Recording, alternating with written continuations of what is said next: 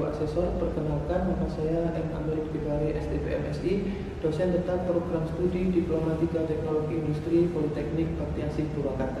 Saat ini saya sedang mengikuti seleksi sertifikasi dosen yang diselenggarakan oleh Kementerian Pendidikan Tinggi, Sains dan Teknologi tahun 2026.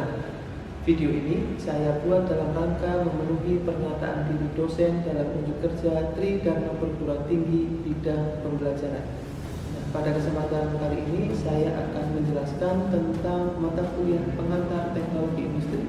Mata kuliah ini ditawarkan pada semester 1 dengan kode mata kuliah TI 2107 dengan bobot 2 SKS.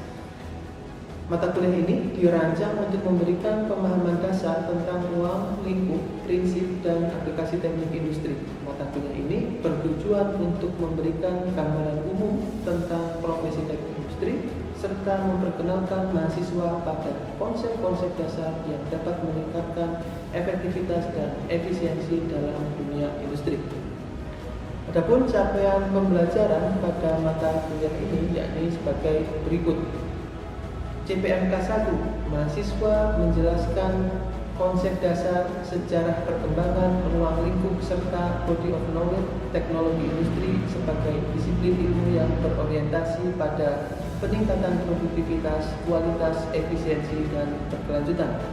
CPMK 2, mahasiswa mampu mengidentifikasi berbagai bidang kajian teknologi industri beserta fungsi dan keterkaitannya dalam suatu sistem industri. CPMK 3, mahasiswa mampu menganalisis permasalahan sederhana pada sistem industri dan menghubungkannya dengan pendekatan teknologi industri yang sesuai. CPMK 4, mahasiswa mampu menjelaskan perkembangan teknologi industri modern yang meliputi Industri 4.0, Industri 5.0, Smart Manufacturing, digitalisasi industri, dan sustainability. CPMK 5, mahasiswa mampu mengkomunikasikan hasil identifikasi dan analisis sederhana terhadap suatu sistem industri melalui kerja kelompok, presentasi, dan laporan ilmiah sederhana. CPMK 6, mahasiswa mampu menunjukkan sikap profesional, etis, bertanggung jawab, serta mampu bekerja sama dalam penyelesaian permasalahan bidang teknologi industri. Mata kuliah ini diajarkan dengan total 16 pertemuan, di mana 14 pertemuan tatap muka, 1 UTS, dan 1 UAS. Adapun metode pembelajaran yang digunakan dalam mata kuliah ini adalah ceramah interaktif, studi kasus, diskusi kelompok, presentasi mahasiswa, dan project based learning. Bobot penilaian yang diberikan pada mata kuliah ini yakni UAS 40%, tugas 30%, UTS 20%, dan kuis 10%. Bapak dan Ibu, selamat menyaksikan video pembelajaran mata kuliah pengantar teknologi industri pertemuan ke-12. Baik, bismillahirrahmanirrahim. Assalamualaikum warahmatullahi wabarakatuh. Waalaikumsalam warahmatullahi wabarakatuh. Selamat sore teman-teman semua. Sore. Alhamdulillah sehat ya. Oke, jadi pertemuan sore ini saya akan melaksanakan mata kuliah pengantar teknologi industri yang ke-12 gitu ya. Sebelum kita memulai perkuliahan hari ini, marilah kita berdoa gitu ya, agar apa yang kita pelajari hari ini bermanfaat bagi kita semua. Berdoa dimulai.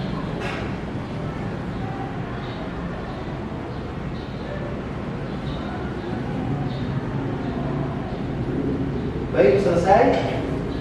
Oke, sebelum memulai saya ingin mengabsen kehadiran teman-teman sekalian gitu ya.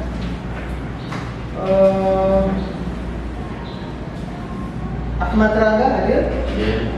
Oke. Muhammad Rizky Pratama hadir? Oke. Lydia hadir? Hadir ya. Oke, baik, terima kasih teman-teman sekalian. Oke, jadi untuk hari ini materi kita di pertemuan ke-12 ini mengenai Industri 4.0 dan Smart Manufacturing, ya. Oke, Sebelumnya teman-teman sudah pernah dengar nggak istilah ini, smart manufacturing?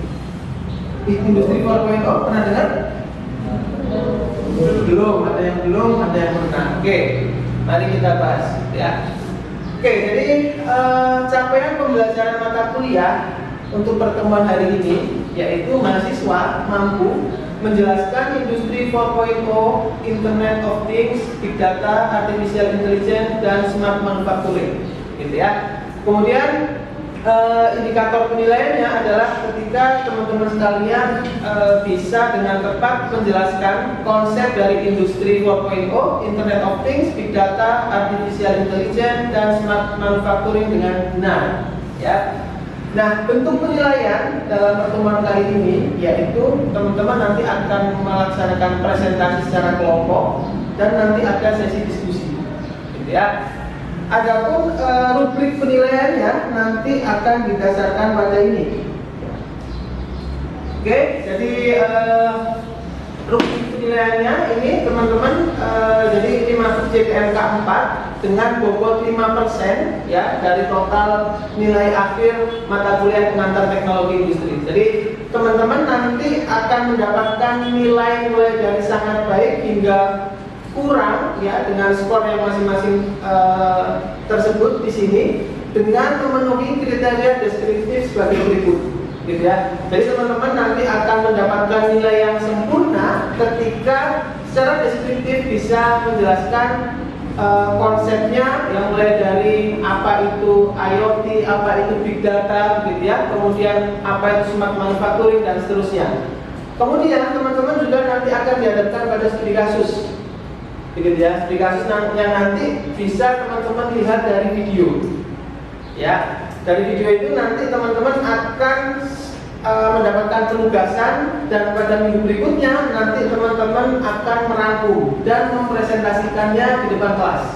Ya, oke. Kemudian saya juga menilai diskusi ya ketika teman-teman sekalian aktif dan bisa berpartisipasi dalam perkuliahan ini nanti akan mendapatkan nilai lebih ya. Kemudian yang terakhir aspek komunikasi ya, bagaimana penyampaian teman-teman sekalian gitu ya, apakah interaktif dan seterusnya ya. Sampai sini bisa dipahami bentuk penilaian dari pertemuan hari ini? Oke.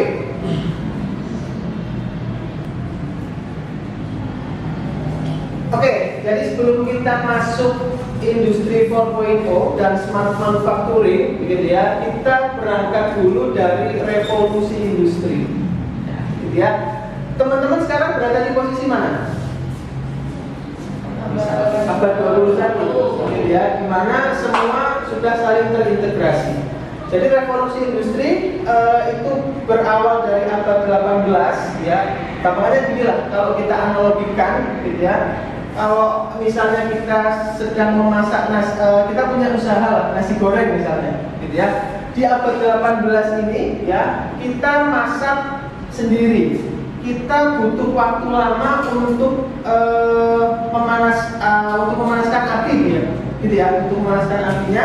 Kemudian dari abad 18 ini bergerak begitu ya ke abad 19. Nah, abad 19 ini proses di mana kalau misalnya kita punya usaha nasi goreng itu tadi, jadi dia ternyata nasi gorengnya ini banyak peminatnya. Kalau dikerjakan sendiri nggak betul waktunya, begitu ya. Sehingga poin atau kata kunci dalam abad 19 adalah munculnya jalur perakitan atau kalau dalam istilah industri line assembly, gitu ya. Jadi orang diatur job desk-nya. Gampangnya gitu. Kalau bikin nasi goreng berarti yang nulis bawangnya siapa, gitu ya. Yang nanak nasinya siapa, yang memasukkan ke wajahnya siapa, sampai nanti dikemas. Nah, ini era di mana produksi massal diawali, gitu ya. Oke, kemudian masuk ke abad 20. Ya, abad 20 di mana era digital dan otomasi.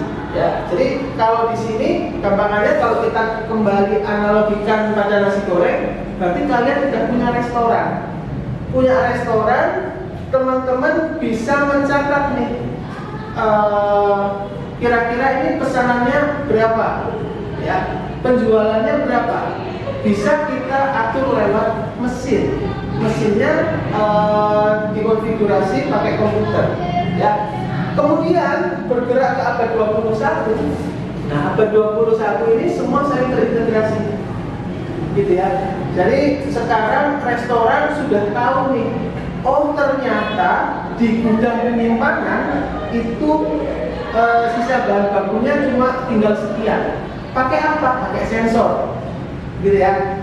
Jadi dengan begitu abad 21 ini bisa terintegrasi. Jadi tinggal dilihat aja nanti di dashboard, gitu ya. Oh, kalau sisa bahan bakunya ini tinggal beberapa kilo, berarti otomatis harus melakukan pemesanan kembali. Itu yang paling sederhana. Sehingga kalau kita lihat ya, destinasi akhir dari smart manufacturing adalah connected, gitu ya. Jadi terhubung, ya. Jadi seluruh mesin, sensor dan sistem itu terhubung, ya. Kemudian real time monitoring. Jadi kita bisa memonitor secara langsung, real time, gitu ya. Kemudian intelijen, ini mesin mampu mengolah data dan memberikan rekomendasi mandiri dan fleksibel. Sistem beradaptasi cepat terhadap perubahan desain atau fluktuasi permintaan, gitu ya. Jadi smart manufacturing ini adalah destinasi akhir dari transformasi industri. Oke, nah industri 4.0 itu ada beberapa pilar, ya, ada beberapa pilar ya. Nah, saya ambil pilar yang paling besar, yang paling utama. Oke, yang pertama adalah big data. Ada yang pernah dengar istilah big data? Pernah. Apa itu big data? Ada yang tahu? Di sini secara definisi, big data adalah data dalam jumlah yang sangat besar diolah menggunakan teknologi khusus untuk menemukan pola, gitu ya. Jadi big data itu ada karakteristiknya, ya. Ada volume, ada velocity, gitu ya, kurang kelihatannya.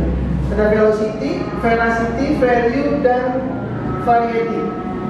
Ya, volume itu teman-teman sekalian, data ini banyak macamnya. Hal industri, data apa saja bentuknya? Ada data penjualan, data tenaga kerja, ya, data pegawai, apalagi data pendapatan dan seterusnya. Dan variety bentuknya macam-macam. Ada yang berupa gambar, ada yang berupa Excel, ada yang berupa PDF dan seterusnya. Kemudian di akhir ini adalah value. Ya, value adalah apalah arti banyaknya data ini kalau ternyata kita tidak bisa mengambil sesuatu dari data tersebut, begitu ya. Jadi banyaknya data ini, ya, nanti akan kita olah, begitu ya. Banyaknya data ini nanti akan kita olah untuk bisa menjadikan value. Informasi apa nih dari banyaknya data, gitu ya. Oke. Kemudian pilar yang lain dari industri 4.0 ya adalah IoT. Ya, dimana ketika kita perhatikan lah ya di yang paling dekat dengan keseharian kita, ada yang pakai smartwatch di sini? Ada. Apa keunggulan pakai smartwatch? Untuk berkomunikasi, bisa melihat detak jantung, begitu ya. Kalau dulu kira-kira orang kepikiran nggak jam itu bisa digunakan untuk mendeteksi detak jantung? Belum mungkin ya, belum kepikiran, gitu ya. Sekarang teman-teman pakai smartwatch, ketika teman-teman misalnya sekarang lagi ini ya, eranya pelari, banyak pelari, gitu ya, pakai smartwatch. Jadi kelihatan, gitu ya. Oh, dengan kecepatan sekian, detak jantung saya ini sekian. Artinya teknologi berkontribusi terhadap kesehatan manusia, gitu ya. Kemudian smartphone juga teman-teman misalnya punya aplikasi bisa mengontrol peralatan yang di rumah dari sini, begitu ya. Oke, smart vehicle. Sekarang sudah ada mobil yang bisa nyetir sendiri, gitu ya? Nyetir sendiri bisa dia. Jadi dia sebelum ketemu benda yang sekiranya itu berpotensi untuk menabrak, dia ada sensornya, gitu ya? Oke. Kemudian smart agriculture. Ini digunakan di pertanian. Oke, itu pilar yang kedua. Jadi yang pertama tadi big data, ya. Yang kedua IoT. Ya. Oke. Kemudian yang berikutnya adalah artificial intelligence atau kecerdasan buatan. Ya. Jadi di sini teman-teman sekalian dengan artificial intelligence ini kita bisa belajar, ya, bisa memahami informasi dan melakukan tugas yang biasanya membutuhkan kecerdasan manusia, ya. Jadi misalnya kalau sekarang asisten virtual, ada yang pernah pakai perintah suara di HP-nya? Ada. Ya, misalnya kalau di iPhone pakai Siri, gitu ya. Siri, saya ingin demikian, atau Google Assistant. Ya, jadi dia nanti otomatis akan mencari apa yang kita butuhkan. Kemudian contoh yang lain misalnya belanja online. Nah, sekarang kita sudah bisa mengetahui misalnya Nenivia itu kecenderungannya itu belanja apa sih selama 1 bulan terakhir, kita dicatat, gitu ya, dicatat, kemudian dikenali polanya. Ya, dikenali polanya menggunakan AI ini, sehingga nanti kalau Nenivia itu buka aplikasi lagi, nanti akan dicantumkan atau ditampilkan produk-produk yang sejenis, begitu ya. Jadi kalau teman-teman sekalian misalnya suka nyari apa di sini, suka nyari kaos misalnya, kaos merek tertentu, teman-teman sekalian punya preferensi tertentu, misalnya terhadap kaos.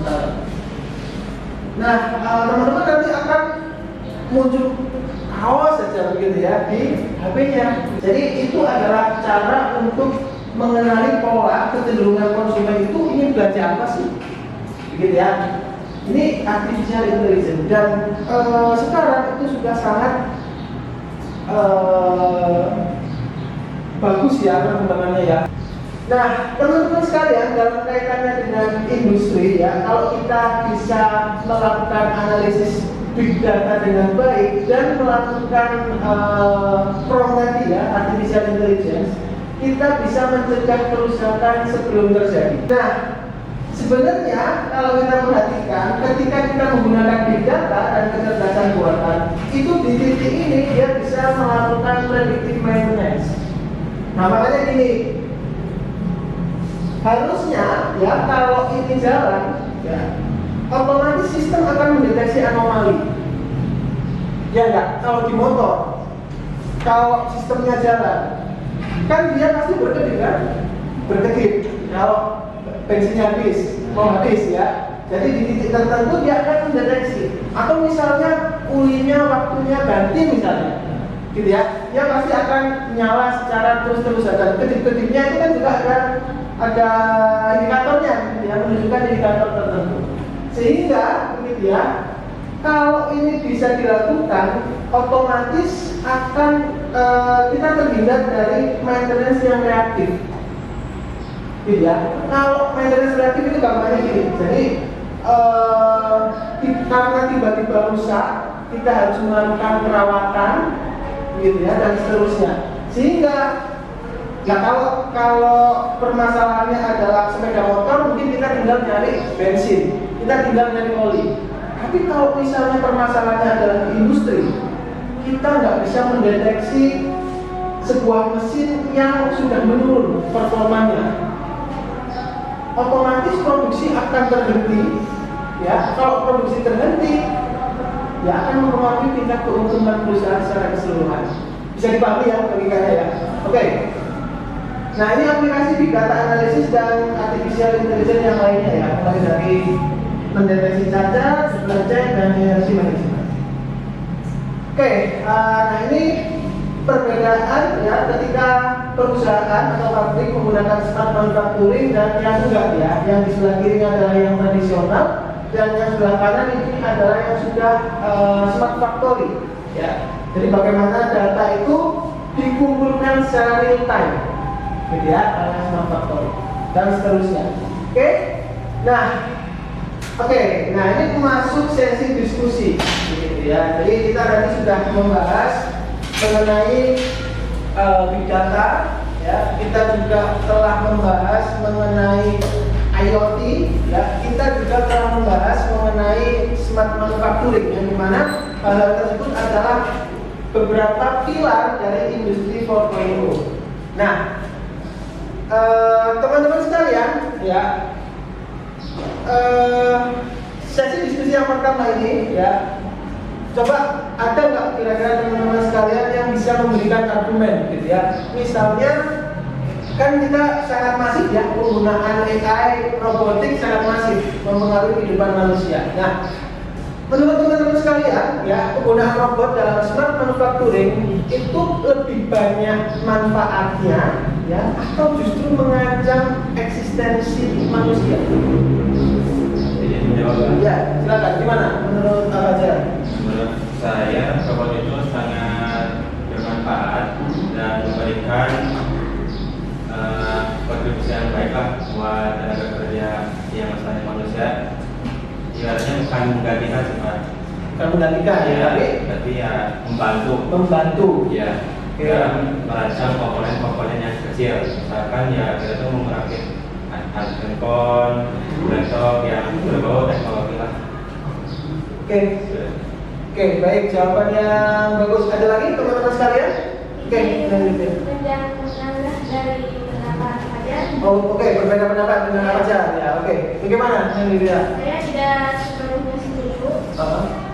Ya, memang robot itu dapat meningkatkan produktivitas, tetapi juga dapat mengurangi kebutuhan terhadap tenaga kerja, yang dimana pekerja tersebut memiliki keterampilan yang rendah. Justru mereka akan kehilangan pekerjaannya karena digantikan oleh robot atau teknologi baru yang bisa digunakan 24 jam pekerjaan. Oke, ya berarti dari yang Lydia sama Fajar gitu ya. Jadi lebih banyak memberikan manfaat atau justru mengancam. Ya, padahal kalau misalnya kita siapkan dengan baik, ya, karena nanti tentu dengan adanya teknologi ini pasti akan ada peluang kerja baru. Dari peluang kerja baru itu kalau misalnya kita tidak bisa mengikuti, ya nanti malah kita yang akan tergilas, gitu ya. Jadi dengan adanya teknologi justru kita harus, gitu ya. Ini teknologi, kita di atasnya, gitu ya. Bukan kita yang disetir oleh teknologi, tapi kita yang mengendalikan. Kan teknologi kita yang bikin. Masa akhirnya kita kendalikan oleh teknologi. Jadi logikanya kadang terbalik, gitu ya.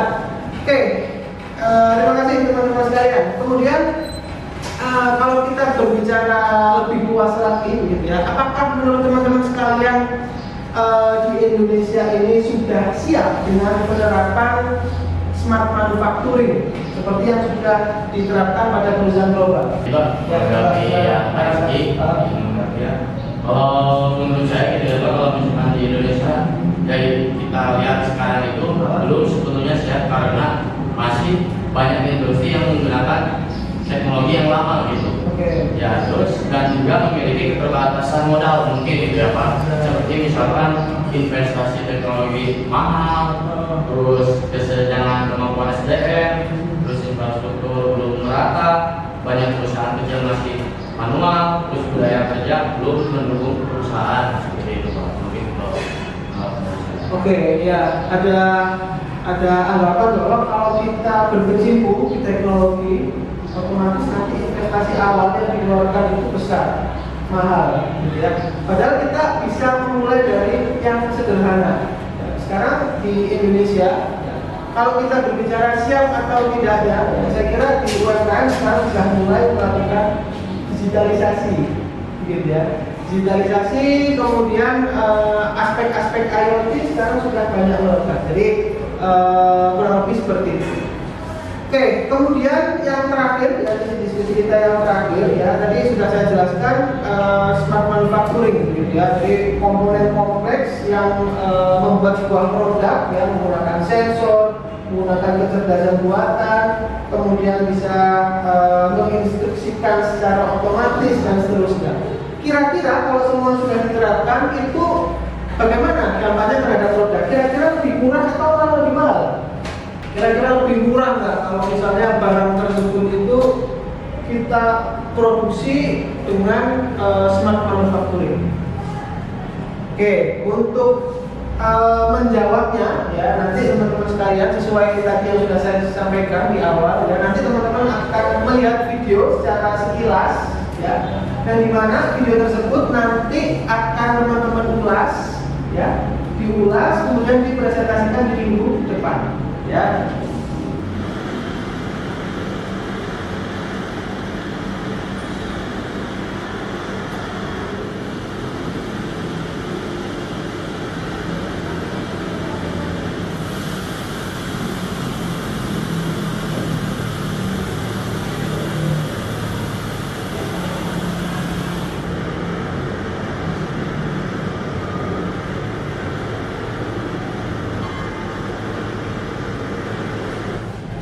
Oke, jadi nanti link videonya akan saya berikan ke teman-teman sekalian ya, untuk diulas ya. Jadi nanti tugasnya untuk minggu depan ya, teman-teman bisa mengamati dan mencatat teknologi digital apa saja yang terlihat ya di video tersebut ya, mulai dari IoT, AI atau big data-nya. Kemudian teman-teman nanti identifikasi kira-kira itu kan di salah satu perusahaan teknologi ya di luar negeri ya.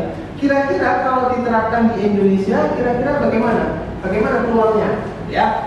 Kemudian teman-teman sampaikan ya tantangan terbesar yang dihadapi Indonesia ketika ingin mengaplikasikan teknologi tersebut itu apa?